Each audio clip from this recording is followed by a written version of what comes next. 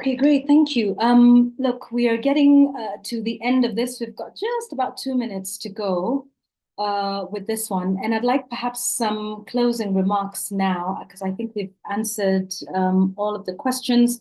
And for you, Byron, and for everybody else, the speaker profiles have been posted in the chat box for everybody. Important contacts to keep in case you need, a voice for the story or some perspective or angling. So let me just do a quick round of perhaps 2 minutes, if we can, of closing comments. Adrian, I don't know if, I don't think Adrian is with us because he's jumped off the call real quick. But at least we've got his profile. So Sarah, let me start with you. Some closing remarks on this 12th to the 16th. The AU Summit has just began.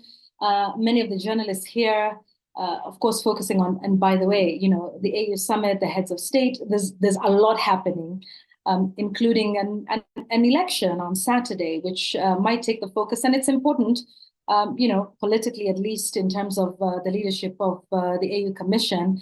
But with respect to this particular issue, just your closing thoughts on how to focus and navigate on this important issue. Thank you, Yvonne. So yes, you're right. AU Summit has started today. The journalists need to know there is a change of guard happening at the AU with the elections. The chairperson has been changed. The deputy chairperson has been changed. Every single commissioner all 6 commissioners will be changed, but one that can go back and be re-election. So I think it's a great time to frame the position of the incoming AU commission body. The AU has not lived up to its potential. There's still a lot of potential the AU has. But where are we? How are we putting the feet to the fire to the AU? Because they are the one that have the consensus voice for Africa. And I always say Africa has 1.4 billion people. Guess which other country, not continent, has 1.4 billion people? China. Another country, not continent, is India. There is no way now Kenya or Nigeria, even the giant of Africa, can go toe-to-toe with the China or India at 1.4 billion. We need to go as Africa, the indomitable continent. And if the AU doesn't play its role significantly, we don't get a chance to do that. So for starters, watch what happens with the elections of the AU. Secondly, the African presidents will be meeting on 2 specific topics I want you to pay attention to. The first is health financing. How do we change Africa's model for health financing? This is led by the president of Rwanda. They will have the president of South Africa, president of Senegal, all part of this really rich conversation. We will be listening in and making sure we have a story out of how African presidents are responding to the moment we're in. Another presidential dialogue that will be meeting led by APRM is the credit rating issue. As you know, the global financial architecture is governed by credit rating that all takes place outside of Africa in the West. Presidents will be meeting to say, why is Africa's credit rating not up to snuff and what can we do about it? So there's a lot happening with this AU summit.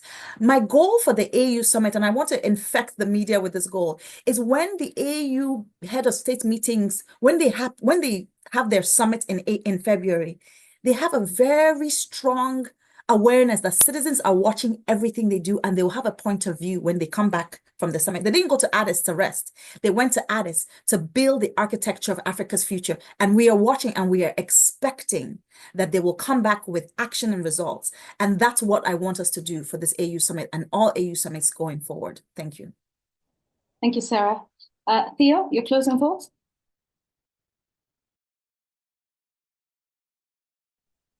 Please unmute, Theo. Oh, sorry. I think one thing I'll just add, besides what Sarah said, is the civic space around the African Union, which I think also needs improvement. Hopefully, the African Union will expand the civic space because there is very limited engagements during these meetings, apart from what we have with the steering committee meetings. And I think this is something we need to, journalists or the media community have to focus on, so that we can have the site events, have this direct engagement, so that some of these policy discussions that we have at the sidelines of this meeting should actually reach, African leaders. And the issues of leadership and coordination, among African leaders, in as much as some of these problems are external to the African continent, we will not be able to benefit from them. Even if we were to have reparations today, we won't actually make good use of that opportunity if there is no proper coordination. If we want to talk about adding value to our natural resources, we need to have a coordinated front to be able to do this if we want to win the market.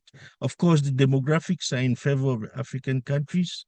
The resources are available, but what we're actually lacking is that political will, starting from the regional economic communities, making this work right up to the African Union, which has the blueprint of African dreams, to become, a global power, like you will have China, the US, and other countries. So, and the other thing will also be as part of this process, to start rethinking the funding model, because some of the African Union blueprints are actually financed externally, and someone can actually finance you to actually then just cut the feet under their ground. I mean, put the ground under their feet actually. So they have to consider these issues as the new leadership of the African Union comes in. And I think the media has a role, to also highlight these issues, because we need a stronger African Union to be able to drive these dreams. And without a stronger African Union, we will remain stuck where we are, where we were, through slavery, through colonialism, and through the current global financial architecture that is very exploitative, of African countries. So the media has a role to play here, to highlight these issues and bring them to public knowledge, of course, to the understanding of our leaders, and of course the the the the leadership, and of course the technical advice that is around African leaders, so that they can give us the better Africa that we are looking for, to actualize the dreams of an African Union. Thank you so much to all of you. As we close, just a quick wrap up of what this has been, with the summit underway from now until the 16th. What are some of the issues with respect to reforming the global financial system? Maybe just some food for thought from all of the questions, the comments, and the contributions by the speakers, is that there is two sides to the conversation, as Sarah said. This is not just about talking about reforming the international financial system, which is an important one, but it's also about how Africa is strengthening its position in the global sector in terms of building more revenue for itself, and then can get more power to speak or sit even at the table. And maybe the G20 is something that is offered there, and what sort of support is being given to South Africa now chairing the G20 summit. Some more food for thought from the discussions we've had. The US and its position, could that then provide an avenue, and maybe that's food for thought as we go into this, for reforming that? Because if one of the biggest shareholders of that is saying they're going to pull back, maybe it'll force African countries as well as others to think differently and to, I know that's a conversation many African countries are having, including Kenya, in terms of how they're going to finance their own health programs, as well as many others that have depended on the US, including perhaps the IMF and the World Bank, where the US is a big global player. And perhaps to also look inwards in terms of strengthening Africa. So the African Credit Rating Agency, where are we with that? AFCTA and the benefits that can have on building Africa as a continent. The Pan-African Parliament, where are we with that? The African peer review mechanism, as well as a quick and thorough follow-up of the technical decisions that are made at summits such as these ones, and what the next line of action.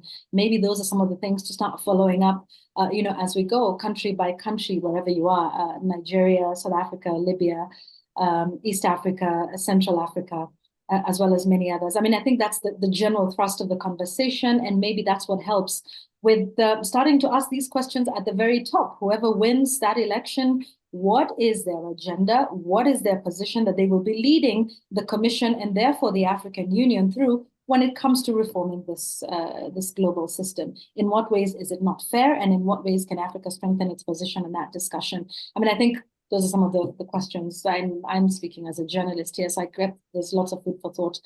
Just a quick reminder, there's questions there about the profiles of all the panelists have been shared. I encourage you to reach out to them, and I think the contacts can be shared as well for some of you who would require that, including Byron and many others. Thank you all for engaging with us this morning, afternoon, from wherever you are. If you are in Addis, all the very best of luck as you cover this key summit, the 38th Heads of State Summit for the African Union 2025 Summit.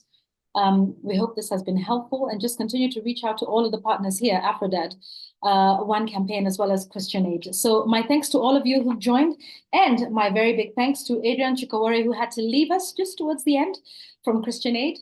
Thank you, Sarah Maka from One Campaign, and thank you so much, Dr. Theophilus Jong, who is from Aphrodad. Continue to be open to all the journalists on this forum and many others as we continue to make sense of all of this and get the right information that we need. Thank you. Asanteni sana, merci to all of you joining us. That's where we close it. Have a good afternoon, good morning, good day, everybody.